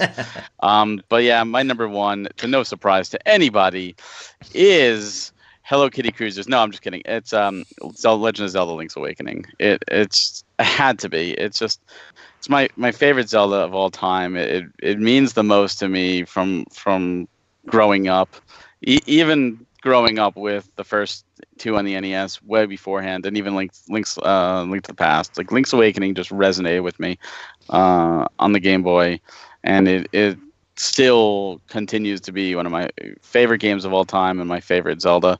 And to see it with this new graphical style is just amazing. The updates that I know Steve hated, I'm so happy they changed for Steve's sake alone. So I didn't have to harp on him for hating the game, because I already did that once, I think, in a podcast. and yeah, it's just awesome. The music, just hearing Bow to the Windfish in redone in this remix, I literally cried finishing this game. It is that good. It is not terribly long. It is not a 100-hour epic, but it is short. It's sweet, and it has a lot of content packed in there. Sure. And also its own Mario Maker 2 component. Yes, Mario Maker Lite, Zelda Yeah. Maker Lite. Right. All right, Hassan, what's your number one? So my number 2 and 3 picks were hard to decide on, but my number 1 pick, like I immediately knew what it was going to be. Real quick though, some honorable mentions to throw out. I think they're games that everybody's already mentioned, so I'm not going to dive into it. But Luigi's Mansion 3, Super Mario Maker 2, Legend of Zelda: Link's Awakening. So that leaves my number 1 pick, Pokemon Sword and Shield, specifically Shield, is what I played. But it's so good. It's everything that I wanted from a Pokemon game on console. It's a game that, like, almost all the new Pokemon are great. I love the new designs. It's a lot of fun. I'm 4 gym badges in, and that's farther or about as far as I've gotten on most of the last few generations I've played before I've given up, because the sort of grinding that's typical with RPGs comes into play.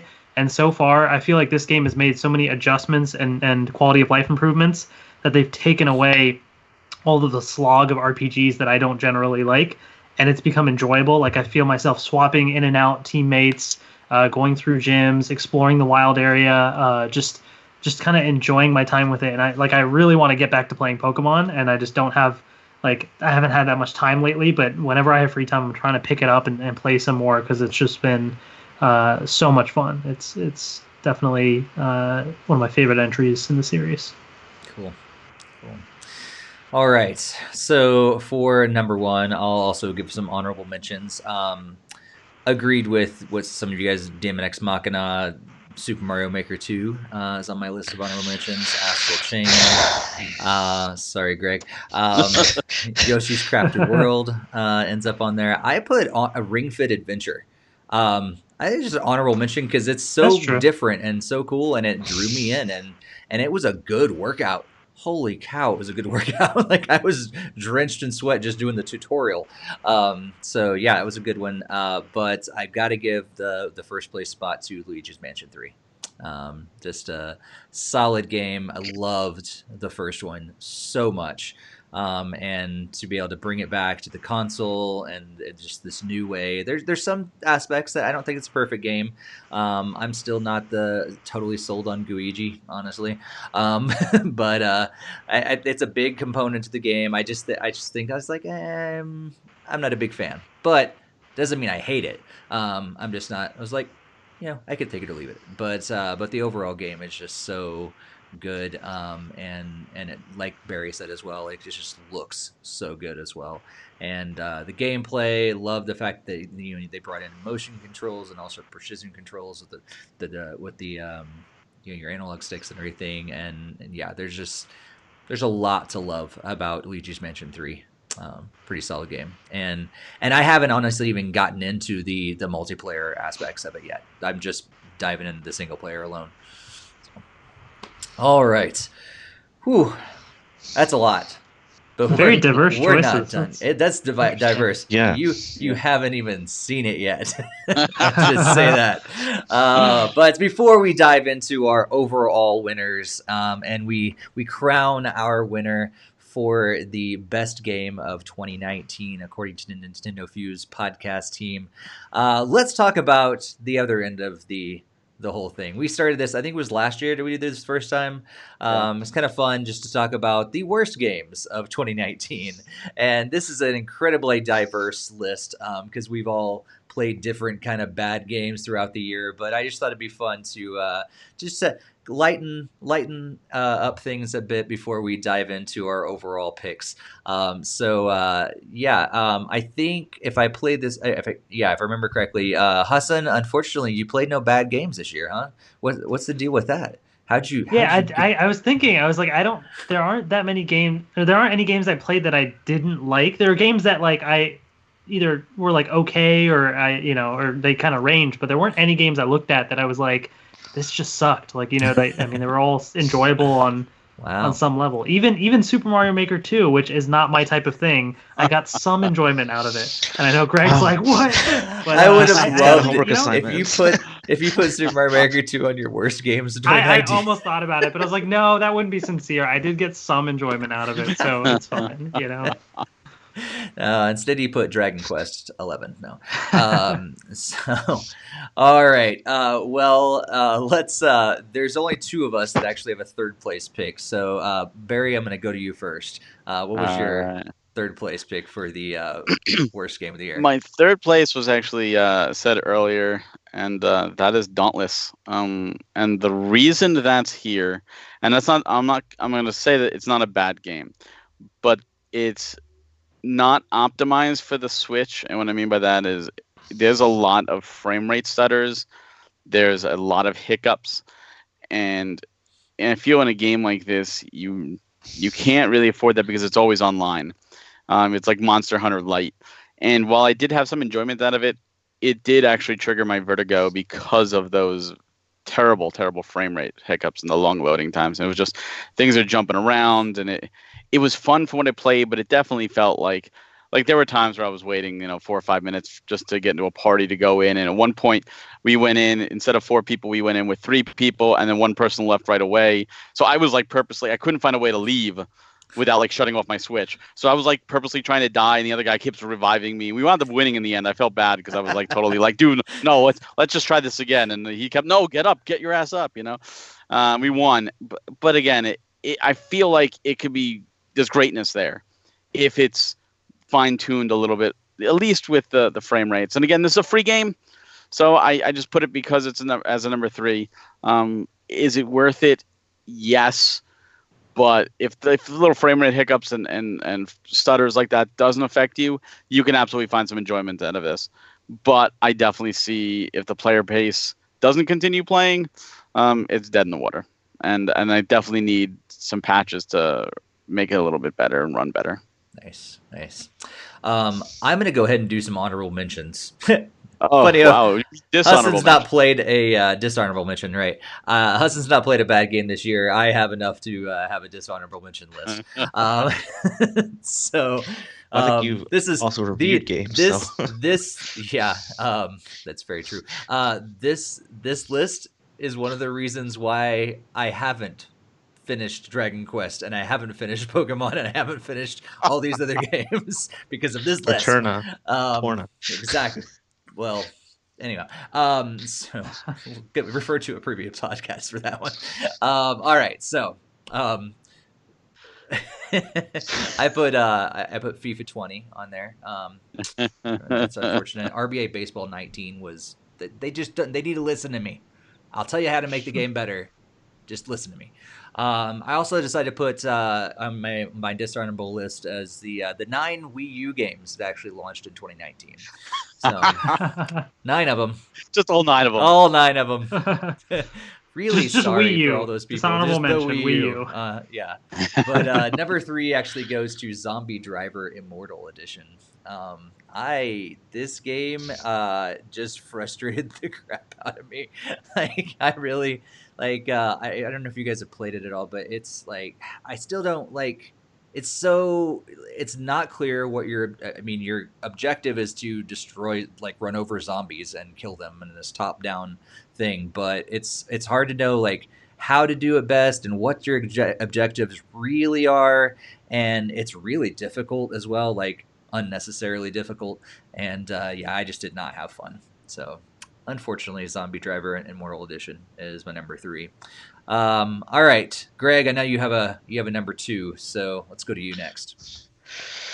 Yeah, so I know I harped on the podcast earlier about this one, probably pretty early in the year, and it was 12 is the new 6, and it was just this Western style game, and it was so difficult to play and had really awful controls, and I couldn't get very far into it, and it just left me pretty frustrated. Not even a rage quit, but it was just frustration that it was just unreasonable. You can't really figure it out. It doesn't really tell you how to go through, and to get stuck early on in the game isn't usually a thing that you want. So that was definitely my number 2 pick there.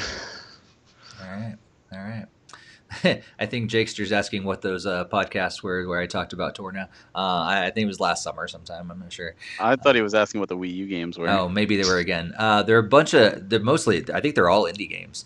And I feel so bad about those developers as well. Like they just like congratulations, your game's published, but no one's gonna play it. So, all right, Barry, number 2. Number 2 went to Treasure Stack. This was a game announced, and I was actually excited for it because I loved Wario Woods on the NES, and this looked like Wario Woods on the Switch. So I was like, okay, cool. And we actually got a review code, and we got a couple review codes, and I was like, all right, I'll give this a try. And oh man, I think I got about 10 minutes in, and I had to put it down. I'm like, this is terrible. I hate to say it, but it was just terrible. I had zero enjoyment factor.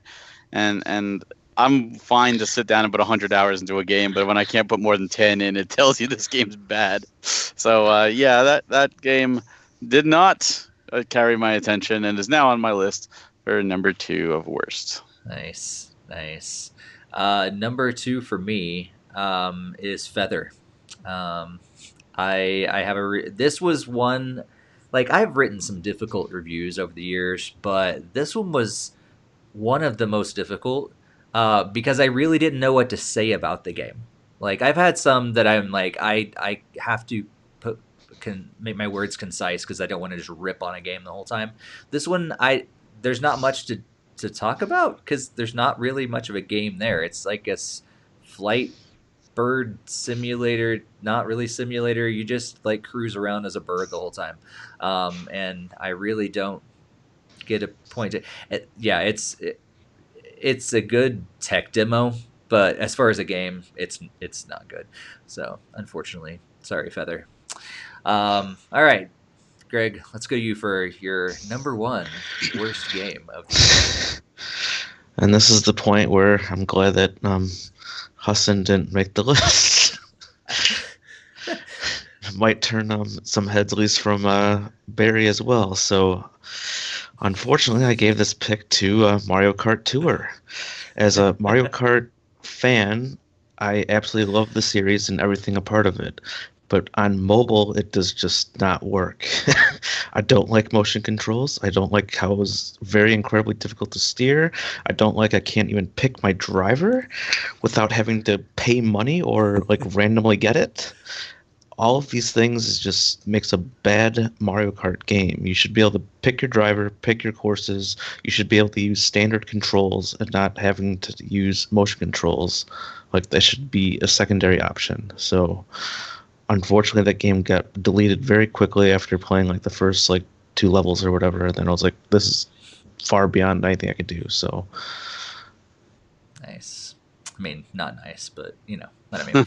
All right. I get that. That makes sense. Yeah. I don't have as strong of feelings as Greg does, but my feelings are pretty strong against that game. It could be so much better. And I'll play Mario Kart 8, or I'll even play the one that frustrated the most of me was the Game Boy Advance one, Super Circuit. I'll play that game over Mario Kart Tour. Oh, definitely. Hassan doesn't think so, but No. All right, Barry, what was your worst game of 2019? Well, I do have a dishonorable mention, and that is Dragon Marked for Death. The game itself is a lot of fun, very well made, and a blast, and would be on my top lists, except for one factor. It is heavily reliant on multiplayer. And you could play the game quite a bit solo at the start, but then you get to missions where you need other people. And I was like, okay, let me seek other people. And no one was playing. And after 30 minutes of seeking on 2 separate days and nobody joining the game, I said, you know what? I missed the boat. Like, the people at the start of this game are already ahead, or no one's picked up at the end. And that's the only reason it's there as a dishonorable mention, because it is a good game. But anytime you have a game that's real reliant on multiplayer that much, and it's almost impossible to play solo, it just burns me because I really wanted to play more of it. But my number 1, without a doubt, had to go to Street Outlaws the list. A game I wouldn't actually play normally, but my father-in-law was in town and happens to be a big Street Outlaws fan. So I'm like, oh, bonding time. So naturally, he didn't want to play. He made me play, and it's terrible. The controls are garbage. The graphics are ugly. They don't even have the voice actor, like the people on the show doing their own voices. Apparently, it's somebody else doing the voices, and it sounds nothing like them. If you're gonna do a licensed thing, do it right.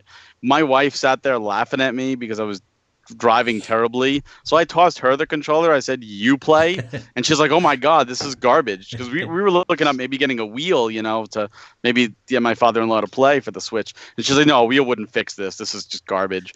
I mean, we probably put like an hour worth of time in it just because he was watching us, but I will not touch that game again. I cannot recommend that game, even if you're a fan of the show.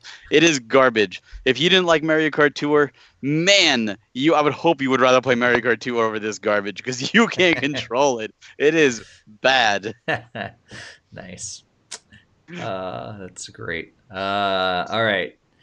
So for my number one is a game I actually played not too long ago, and I have talked about this on a previous episode of the podcast, as a matter of fact. And it is the only game on the entire list and this is why it topped the list, is because it made me want to puke, and that is Bee Simulator, and another game that is hard to write the review. And here's the reason why it's hard to write the review, because the PR people who sent me the code seem so nice, and I don't want to disappoint them. They really seem nice, and they're very kind people, and I thank them so much for sending me a code. But yeah, it made me want to throw up. It's not even good 3D flying. It's like the bee is like it's like old school kind of 3D flying, so the bee is like stationary in the middle. It kind of moves around, but basically the screen moves around, and the bee always stays in the middle. It's not a simulator whatsoever, because you like buzz in front of people and sting them on the nose, and they just go, yeah, they don't even care. And then you get to a point where not too long into it, I think it's still kind of a tutorial sort of stage. The difficulty just ramps up incredibly high, and you can't progress by it unless you're like an expert bee flyer that also does not get motion sick. And after playing it like through the race thing that I had to do about 20 or 30 times, I was about ready to puke and decided to put it away and delete it from my Switch. So that's why it ended up in number one. So you want me to send you the physical, Steve? No. Sounds like the game could have learned a little bit from Entitled Goose Game, and it could have made it more fun. So much more fun. Oh, man. All right. Well, with the bad stuff out of the way, all the other stuff out of the way, let's get to our overall picks. And in past years, if you've been following the NintendoFuse podcast for a while, a lot of years, this list follows suit to other lists on our Game of the Year awards. And often it is the first party games that also are mirrored in our overall picks. But that may or may not be the case this year. Oh, yeah, it's definitely not the case this year. So we've got so much diversity in our overall picks that it is crazy. And I'll tell you exactly the total amount of games that have been picked for the overall picks is a whopping 10. 10 different games out of 12 were picked among the four of us for the overall, which means that once we get to our number one, I'll actually count down the top 10 games of 2019 as we get a number one, because why not? We picked 10 different games. Let's give us a top 10. So let's start us off. Husson, you're our guest for tonight. We'll let you go number 3 for your overall picks. So my number 3 pick was Mario Kart. No, I'm just kidding. Just Dance. No, I'm just kidding. It was Tetris 99. Tetris 99 is, as we kind of said, it's there's so many added modes that they've brought to it. It's brought like a fresh new take on a classic franchise, and it makes me want to get better at the game, and that's always a good time. Nice. All right, Barry, we'll go to you next for your number 3 overall. This was tough, man. Narrowing this down to the top 3 was tougher than I thought, and I'm really curious to see what the 2 duplicate games are. But my number 3, which I do not think is a duplicate at all. In fact, I'm fairly certain it's not a duplicate. But I had to go with Tales of Vesperia Definitive Edition. It's just rare to see a Tales of game on a Nintendo platform, and this is the best version of this game to play, and it's just well worth your time. Nice. All right, Greg, time for your number 3. I have a feeling this possibly is one of the duplicate games, but I guess we'll always find out later. So, number 3 was Dragon Quest XI. It was really hard to place this one here, and I almost wanted to insert it into number 2, but I didn't have enough time into it as much as my number 2. So, nice. Dragon Quest XI ended up in 3rd place overall from Greg. And for me, it was Marvel Ultimate Alliance 3. I had a lot of fun with this game, and still continuing to love the fact that X-Men is coming out, giving me even more content. And yeah, it's a great game. So much fun. Marvel Ultimate Alliance 3 for number 3. All right, let's go back to Hassan for number 2. My number 2 pick, I am bringing some indie representation with Power Rangers Battle for the Grid. This game, it surprised me at how much I enjoyed it, because I don't like fighting games traditionally. But it's made me want to get better at the game and continue to improve. And I'm stuck at one part in the story, but I just want to keep going back at it and play more. And it's just it's a solid game. They had a lot of pro fighting players come in and consult on the combat for the game and really build it out. So it just it's been a good time. All right. Number 2 for you, Barry. He's over there snickering, as you can tell. This is so just interesting. This was such a tough year, and I wanted to put indie representation, and Bloodstain almost made it to my number 3, and the fact that I have to do this says a lot. As number 2 is Legend of Zelda: Link's Awakening. It's just a phenomenal game, my favorite Zelda game, a fantastic remake. However, there was one game that I really loved more this year. It's not Dauntless. All right. All right, Greg, what was your number 2? So, it had to be a Fire Emblem 3 Houses. It's one of my favorite series, and definitely needs its representation here. All right, Fire Emblem falling into number 2 once again for Greg. Man, all right. Number 2 for me is also Link's Awakening. Again, fantastic game here, but yeah, great game. We've talked about it at nauseum already. Previous podcasts, we've already talked about it. Fantastic game in Link's Awakening. All right, Hassan, number 1 overall. My number 1 pick is something that I've been representing on this hat the entire podcast. We have Pokemon Sword and Shield. Just super fun, and just has got me so excited to play the franchise like I haven't been in quite a while.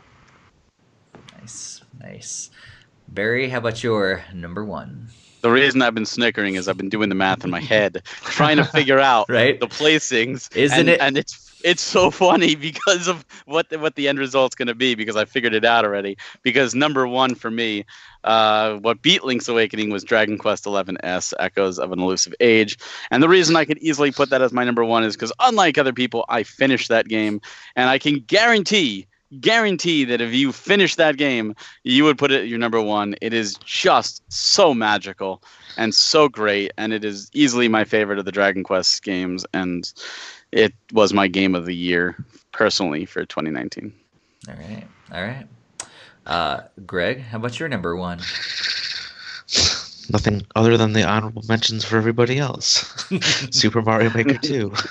I'd like to see you beat that one, Barry, because there's a lot more levels that you can't. Yeah, can you ever finish that game? No time, Barry. Right. Come to play.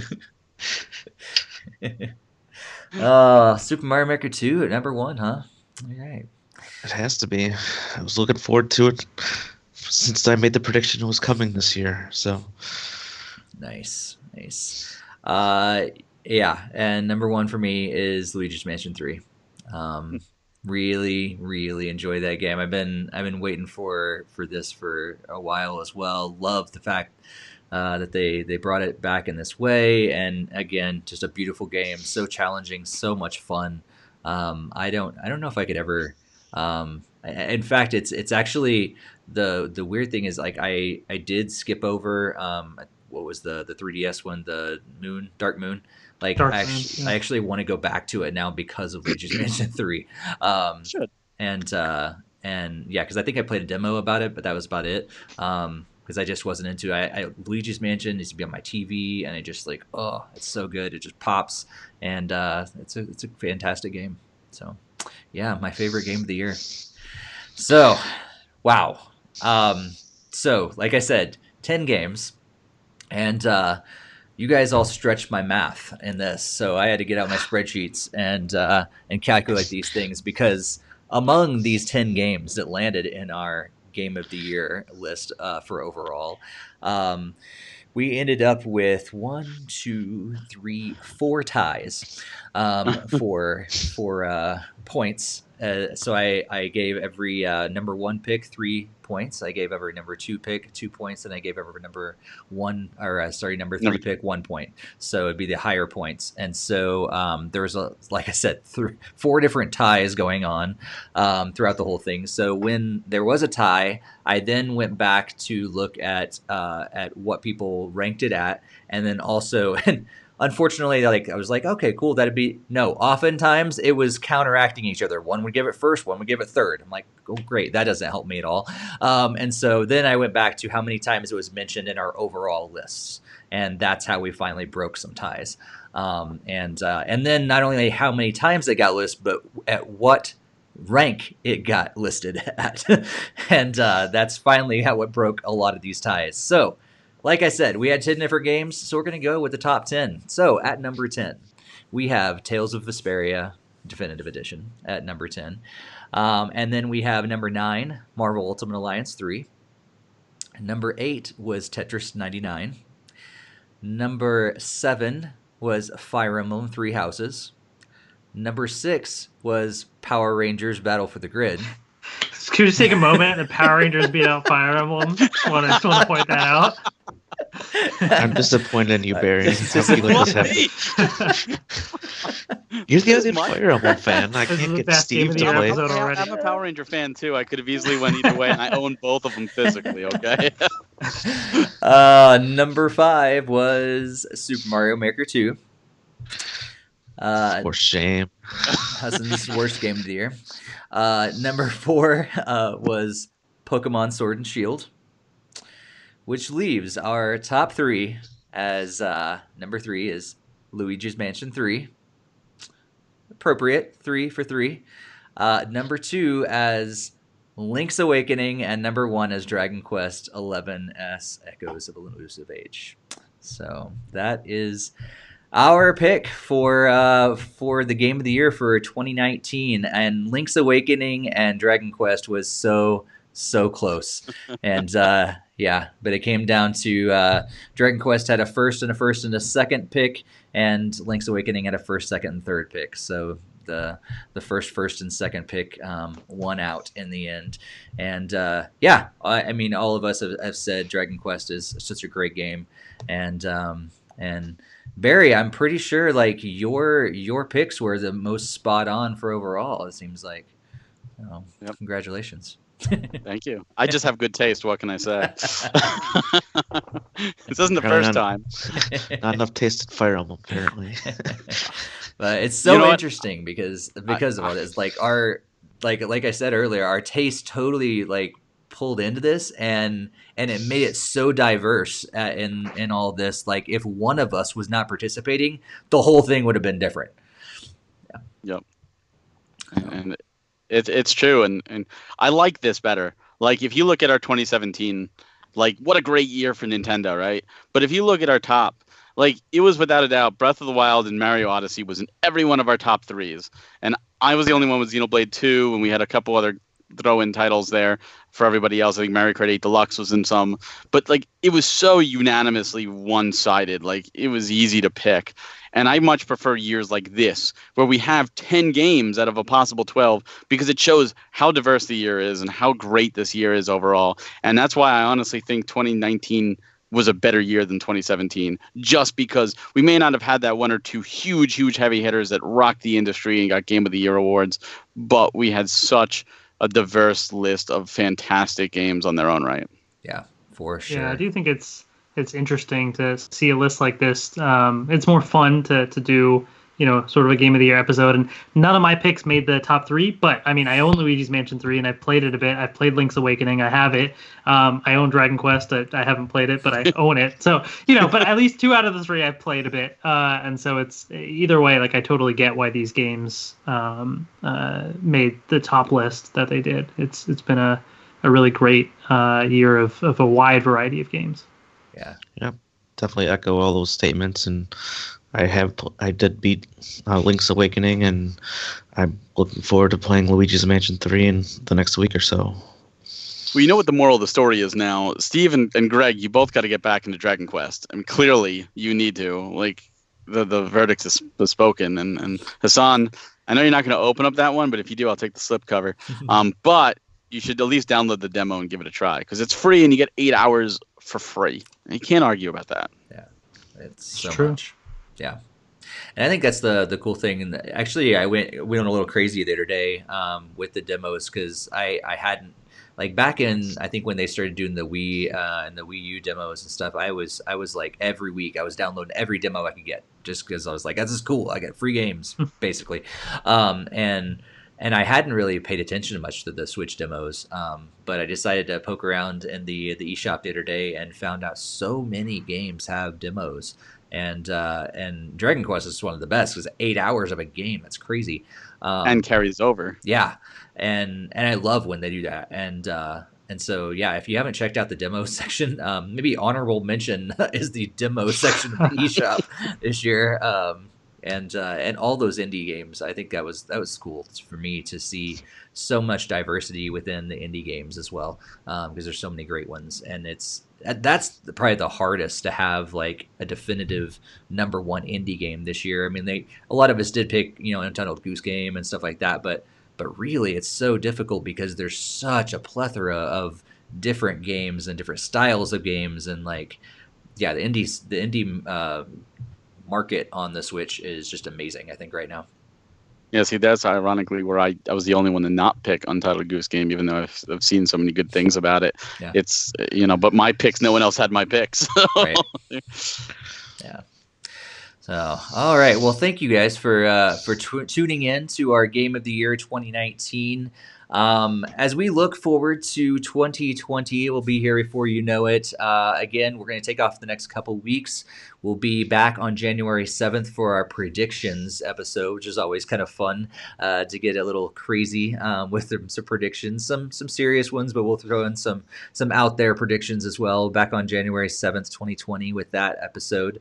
Is there anything coming up over the next couple weeks? And as I looked over the list of games that are kind of like for the last couple weeks of 2020, honestly, like nothing stood out to me. Any games that you guys are that about it that you're like, yeah, these are a couple games that I'm pretty pumped they're going to come out really soon. Anything? So, No. Not a game, but one thing I'm looking forward to that's happening tomorrow is Barry, I'll see you tomorrow. Yes. That's I'll right. See you tomorrow. We're meeting up tomorrow, so that'll be fun. Nice. Yes. Are you going to his library over there? It's this museum. Or meeting up and grabbing dinner, since I'll be up in the area to visit the in-laws and stuff. So I was like, we haven't actually gotten a chance to meet in person yet. So after all these years, I think I'm the only NintendoFuse longtime staff member that you haven't actually met in person. I haven't met Greg in person either. Oh, really? Yeah, we were very close to doing it, and then he had to reschedule, or he couldn't make it or something. Oh my god. You're going to meet me before Greg? That's a shocker. Yeah. Huston and I hang out all the time. I don't know what you're doing. That's okay. Me and Steve hang out all the time. Steve and I were supposed to hang out, but then he had to move cross country and bail on me. That is true. Yeah. And then even when he was moving, he was like, "Oh, I'm going to totally meet up with you." Okay, cool. And then he bailed on me again. So he bailed on me on Play NYC, and he bailed on me on We're in the Move. Hey, Steve, when are you coming back up to Chicago? We're not flying into Chicago this year. I'll be in St. Louis, and I'll be in Indianapolis. But so Indianapolis, you should meet me in Indianapolis a couple weeks, and next week. It's only a few hours for you, right? Yeah. Nothing else going on that time of year. You could totally come. Not busy at all. Yeah.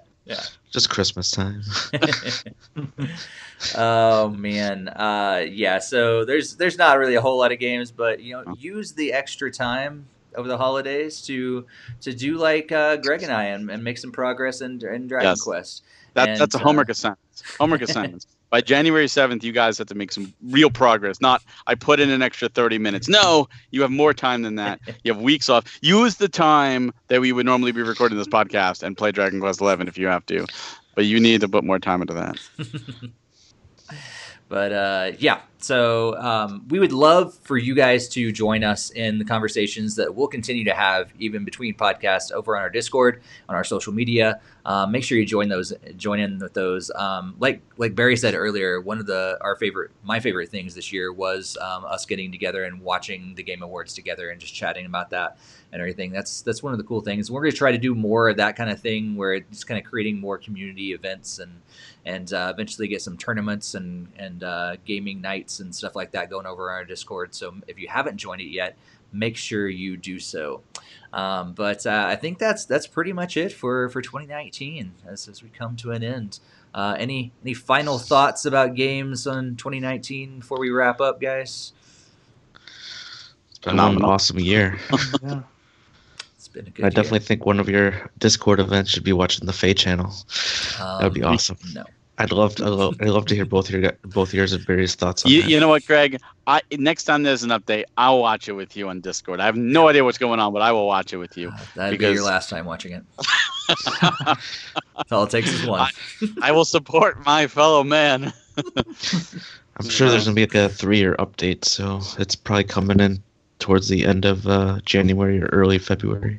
And we'll probably have a January or a February direct to be talking about next time, too. Yeah, that's true. And maybe we'll do a live watch party for that too. It'd be pretty cool. Yep. Yeah, I think that we could just start making that a thing. If you're watching some of those big events that Nintendo puts out, we'll do a little watch party in our Discord and just have some fun as it comes out. So, be great. Well, it's been a good year, guys. I'm looking forward to 2020. But thanks again for joining us. Thanks, Hassan, for being our special guest for the Game of the Year awards. Yeah, absolutely. It's always fun doing these episodes. Yeah. Anything coming up in your world? I know you got this big time YouTube channel and everything now, so I'm sure you got stuff to plug now. Let's see. I don't know if I have any specific things on the way, but if you do want to check out the channel, youtube.com/theworldofha. I'll probably do more Fortnite stuff, and so I might play with people through there. So if anyone else is playing Fortnite, there's some cool events they're doing, Star Wars events and stuff. So definitely check it out. It's the best ongoing game at the Game Awards. So. Robbery. And that brings us and that was at my worst list of last year. Fortnite. That's it, really? I forgot about that. Redemption, I guess. I don't know. That season 2 is what it did. No. All right, guys. Well, it comes to a close. 2019 and episode 188. We had 200 episodes coming up pretty soon. It's crazy. Yeah. Man, 2020 is going to be a big year too. I think Custom's going to join in for number 200, right? That would be fun. Yep. Yeah, I hope so. Cool. All Well, right. happy holidays to everybody. Yes. Happy And holidays. Happy New Year. And yeah, it's cheesy, but I like it anyway. We'll see you next year. See you next year. See? Next